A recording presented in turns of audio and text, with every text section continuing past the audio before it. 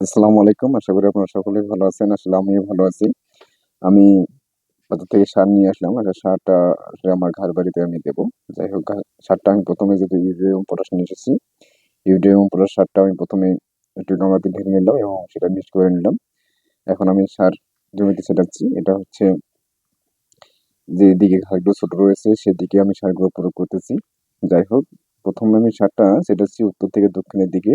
যখন উত্তর থেকে দক্ষিণে আবার ছিটানো শেষ হয়ে যাবে, তারপর আমি ছিটাবো হচ্ছে পূর্ব থেকে পশ্চিমের দিকে। এতে সমহারে সারগুলো গাছের গোড়ার মধ্যে পৌঁছবে এবং সারটা সুন্দরভাবে ছিটানো হবে। এতে প্রত্যেকটা ঘাস বা প্রত্যেকটা ঘাসের থোপ সমপরিমাণে সার পাবে এবং ঘাসটা একসাথে বেড়ে উঠবে। আমরা যারা গরু লালন পালন করি অবশ্যই তাদের জন্য এটা অপরিহার্য ঘাস। ঘাসটা ছাড়া কখনো গরু লালন পালন করা যাবে না।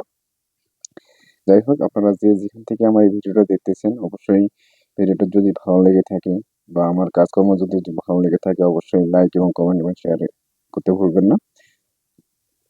আসসালামু আলাইকুম। সকলে ভালো থাকবেন, সুস্থ থাকবেন।